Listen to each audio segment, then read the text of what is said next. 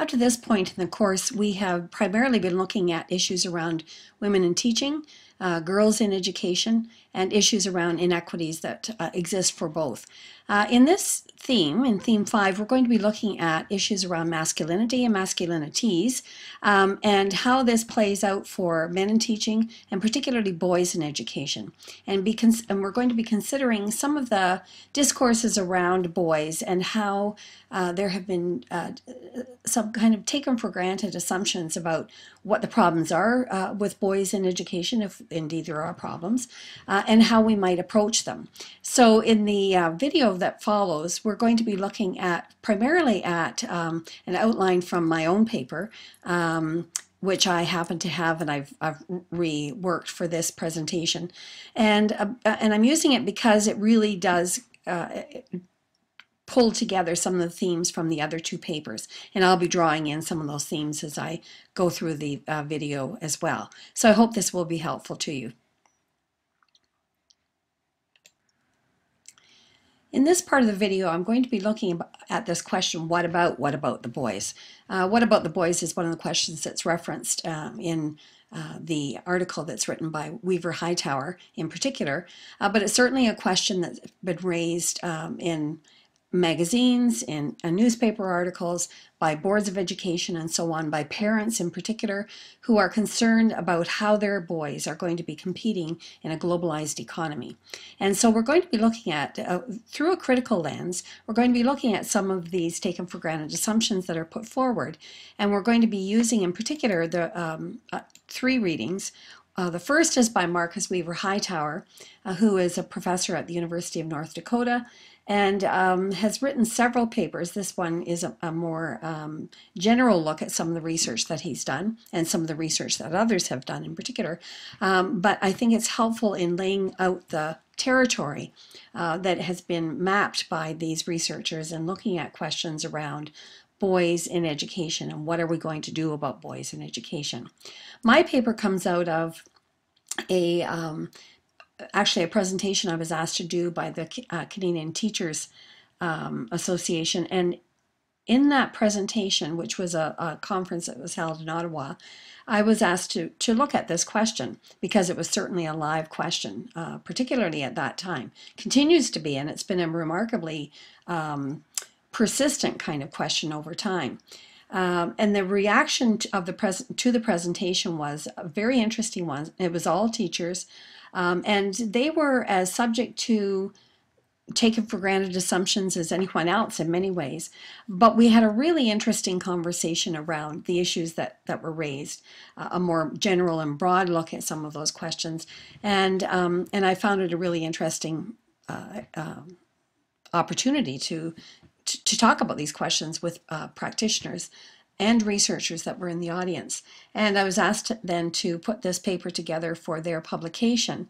And also the ATA asked if it was okay to put it on their website. So I made it available on the website, and a more kind of another version is available through the Canadian Teachers Association magazine as well. It's an older version though, so it's harder to get a hold of.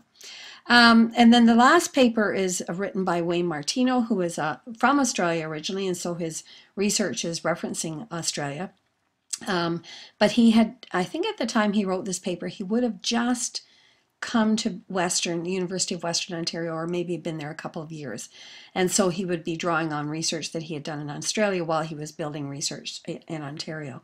And his areas of interest are primarily around masculinities and other gender issues and sexuality issues in education. Deborah Barrell is at Trent University in Ontario, and her area of expertise and interest is around literacy. So it's kind of a nice marriage of interests that comes together in this paper. And what they've done is co-edited an edition of the journal that this paper appears in, and that's why they reference in the paper some of the articles that will follow. I know many of you are interested in topics around boys in education, and so it would be many of the references that are provided in all of those papers will be helpful to you in your own research around this issue. So the first question I want to look at is the question of why now? What is it that has prompted this particularly strong interest in boys in education?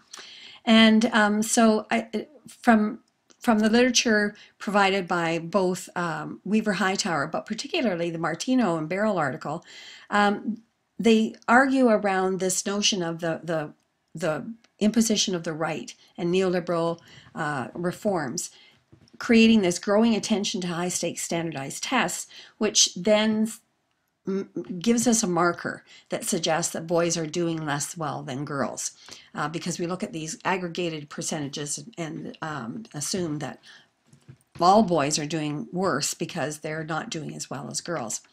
Also, the media attention to failing and disadvantaged boys, which actually comes out of the first point in many ways, increases this political pressure to act, and it creates, and particularly high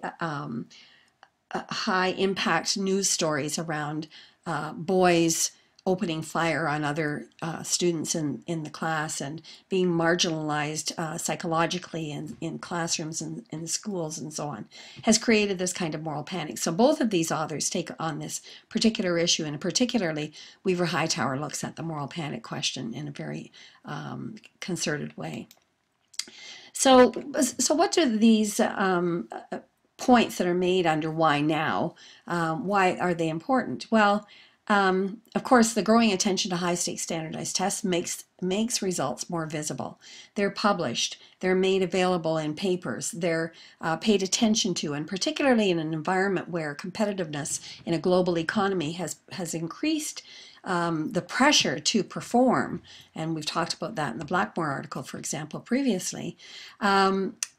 This raises troubling questions about those who are seen to be doing less well. And because boys are doing less well, it increases this panic around what are we going to do about this. This media attention also that I've just talked about has made it very visible to everyone.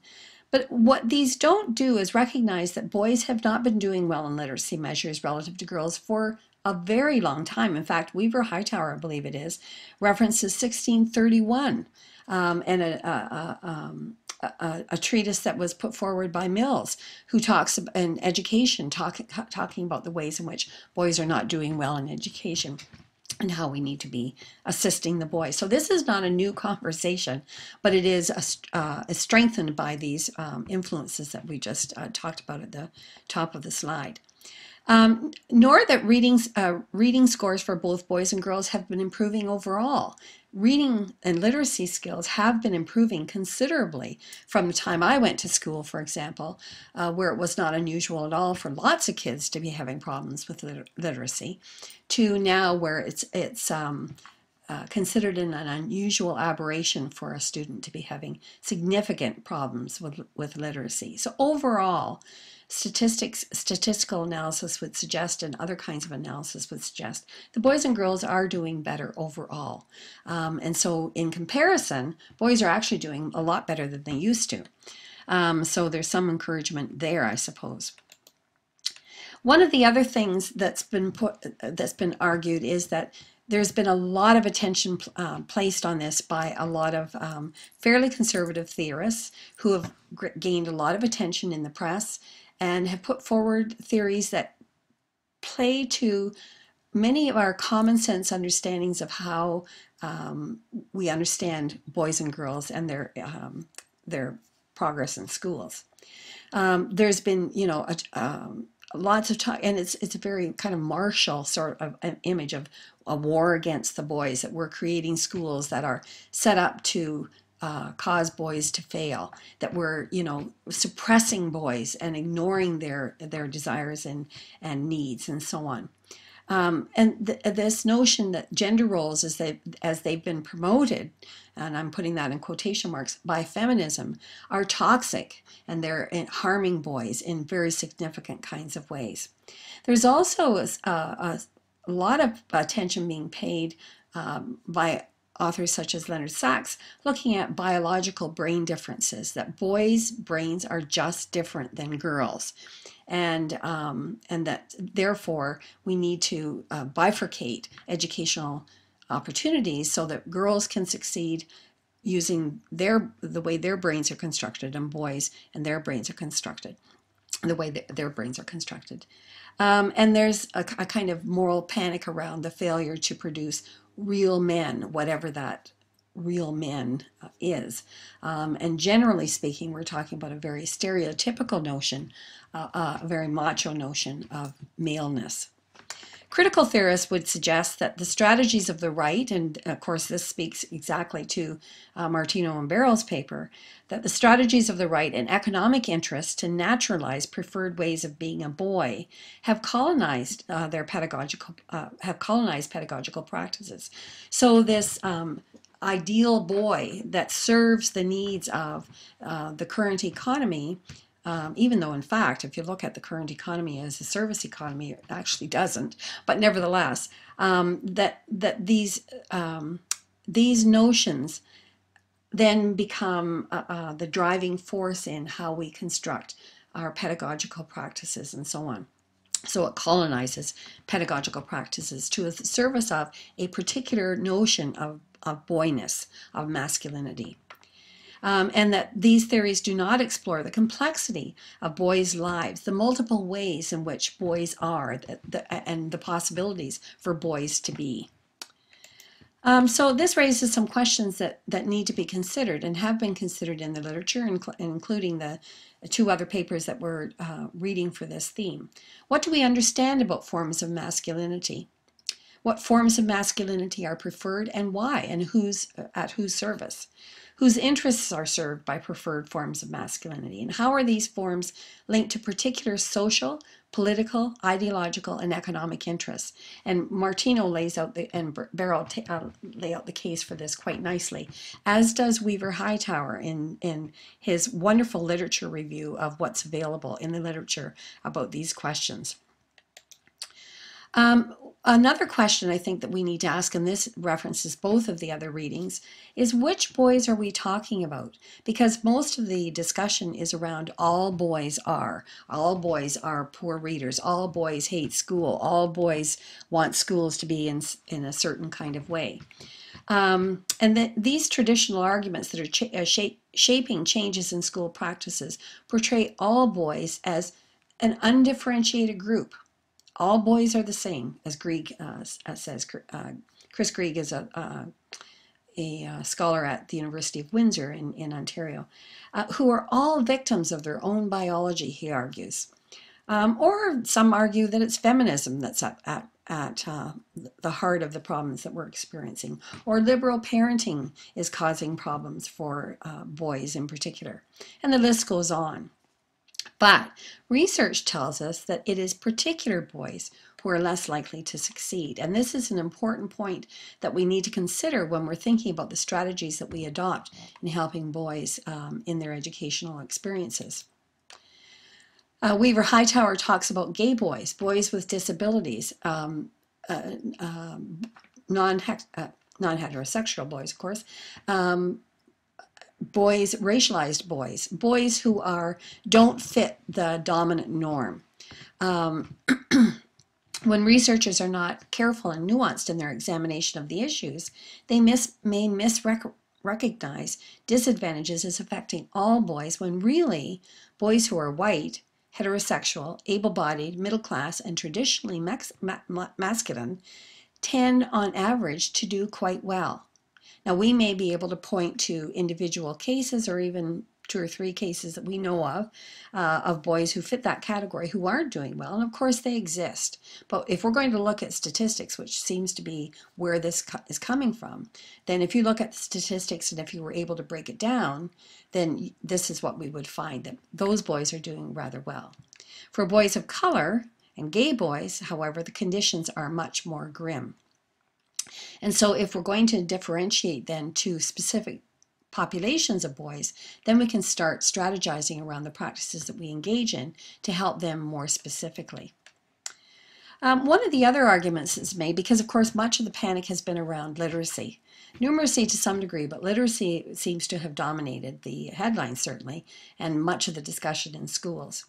Blair and Sanford make an interesting point in their examination of boys' literacy, that when you expand the boundaries of literacy outside of the regular norms to things like the games that they play, the activities that they engage in, they in fact engage in a great deal of a great number of literacy strategies. And that in fact their technological literacy in playing games and so on is going to stand them in good stead in an economy that is increasingly being identified as a technologically driven economy. So while the girls may exhibit greater competency in terms of the kinds of tasks that they're asked to do in schools, boys may in fact, outside of anything that's happening in schools, be doing quite well in terms of forms of literacy that are going to help them later on. So this raises some interesting questions about what we're really talking about when we talk about literacy in boys. So what are some of the strategies that have been tried? Well, certainly one of them is boy-friendly books, increasing the number of male teachers and male role models, and single-sex schooling. So what about these boy-friendly books? What are we talking about here, and how can we think about this more critically? Well, first of all, one of the critiques is that boy-friendly books tend to essentialize boys. It suggests that all boys like adventure stories, action-oriented stories, information books, and so on, that they don't like poetry or fiction. But it doesn't recognize that, in fact, many boys may, in fact, like fiction. They may like poetry. They may like books that are not driven by action. Now, other boys may discipline them to that genre, those genres, as you know, that's what boys do.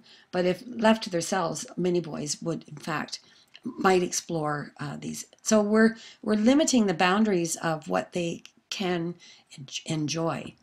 Also, boy-friendly books don't recognize that differences between boys and girls are just as significant as those between boys and girls. So girls may, in fact, like information books. They may like action books. My granddaughter would be an example of that. And you know, she's not interested in the preteen romance novels. She likes the novels that are driven by myths and legends and lots of action and so on. So, you know, so kids differ. And so if we put them in boxes and say, this is what you should like, and here's the boys' books, and here's the girls' books, we may be limiting access and, in fact, limiting their interest in literacy. So we have to be careful about that. That's not to suggest that lots of boys like exactly those kinds of books and lots of girls like exactly the opposite. But we need to be careful about how we box up interests so that we can increase access to varied literacy interests. Considers only the interests of traditional notions of masculinity and doesn't at all consider the affirmation and expression of other ways of doing masculinity. So boys who do masculinity differently may not see themselves reflected in the kinds of boys' books that they're expected, in quotation marks, to enjoy. It also perpetuates this rigid binary between fixed gender identities. This is what boys are, this is what girls are, this is what boys read, this is what girls read. This creates fewer and fewer opportunities for conversations between the genders and limits opportunities, again, for boys and girls to extend the boundaries of enacting gender. It, in fact, may valorize violence or physical aggressiveness and without questioning these behaviors. And so this eventually disadvantages boys in significant ways, in ways that we don't have time to talk about here, but I'm sure you can think about in your own context. Females and non-traditional males may be alienated by these choices, and boys may not be encouraged to explore multiple ways of being a boy, which is what critical theorists at least would argue is what we need and want, that we can't create this kind of war of the sexes by differentiating in rigid binary kinds of ways. The argument is made as well that we should increase the number of male elementary teachers and male role models. But there's really little support, and Rebecca Coulter and Margaret McNay's study back in 1995, and I can't imagine the conditions would have changed significantly since then. And in fact, there's been more current research that was done at the University of Alberta about reading, and now I can't remember the professor's name, so I apologize. But in his research, he looked at whether boys preferred to learn reading from male teachers or female teachers, and discovered that in fact they preferred female teachers. So can we generalize from that research? Probably not, but what it does is call into question these presuppositions. So studies designed to support these ideas provide little support. Instead, boys who have male teachers do not have fewer problems in school and are not better adjusted than other boys who have female teachers. It also presumes this homogeneous category of boyness that doesn't recognize the many performances of masculinity that a male teacher may bring with him to the classroom. So what kind of male teacher do we want in classrooms? Do we want a less stereotypical, a more stereotypical male teacher? There are many masculinities, so just saying a male teacher may or may not resolve the issues that we're trying to resolve. As we found out in the last theme, in the PowerPoint that I provided about, men and women choosing the career of teaching, there are a very complex set of interrelated issues that go into making that decision. And so when we're encouraging men to enter education, it's a much more complex question than simply saying we want more men in teaching and we'll do this or that. And to encourage that, all of these other interrelated factors that we have very little control over can often mean a great deal to how men make that decision.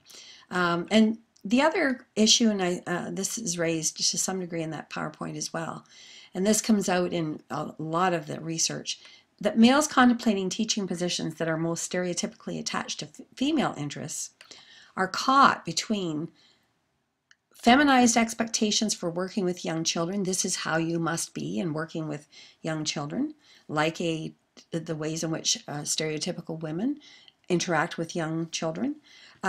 Traditional masculine ideals, this is the way men should be. And unchallenged homophobia that fuels fears about men working with young children. This is a very real issue for men entering into elementary teaching, for example, and may be one of the reasons, and I think it's arguably one of the significant reasons, why men don't go into teaching elementary schools to the same degree. Single-sex schooling is another suggestion that's been put forward and implemented rather quickly in some jurisdictions. It was very proactively being promoted in a jurisdiction that I'm familiar with, for example, when I was teaching in British Columbia one summer as a visiting scholar. Because it's immediately proactive, it's therefore politically desirable for superintendents to be seen as addressing this issue. It's associated with a long history of prestigious male institutions, so there's a status element that's attached to this. But there's a significant advantage, but there is no significant advantage, according to research, to boys being taught in all male settings. And in fact, oftentimes in all male settings, they'll act out even more, thus intersecting with their learning opportunities even more. It may respond to perceptions that boys are more, single-sex schooling may respond to perceptions that boys are more talkative and active. And in responding to that, they become even more demanding, more strict, lots more physical activity, in cold weather and all of those sorts of things.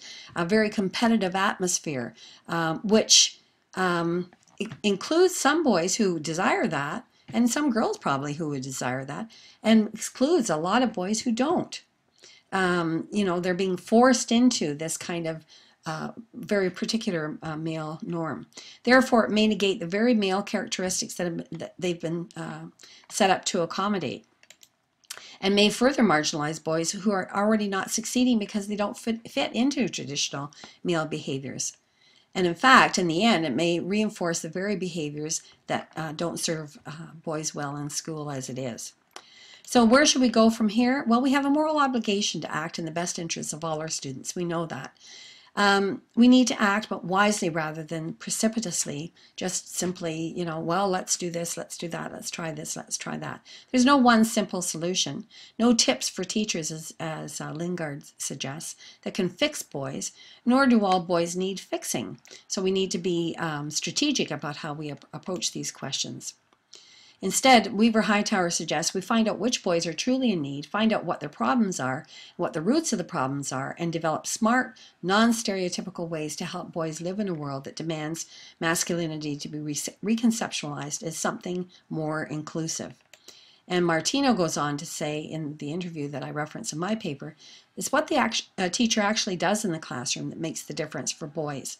Success comes from the capacity of a teacher to engage students in learning, how well teachers of either gender explain, and how well they listen. So in keeping that in mind, what we can come to is that really excellent teaching benefits both boys and girls. So we don't need to make choices about pedagogy that's to benefit girls or to benefit boys. Really excellent pedagogy where we really meet the needs of students as they present themselves to us, boys and girls. If we base our plans on deep knowledge of the particular students and contexts, we can, as a profession, avoid entrenching harmful versions of masculinity, wasting time on gimmicks, and rolling back the gains of girls. So I hope that this presentation has been helpful to you in the sense of perhaps critiquing or calling into question some of the solutions that have been put forward so that we can think about them more critically and use that information more strategically to benefit boys in classrooms, boys who want and need to learn so that they can succeed in a global economy.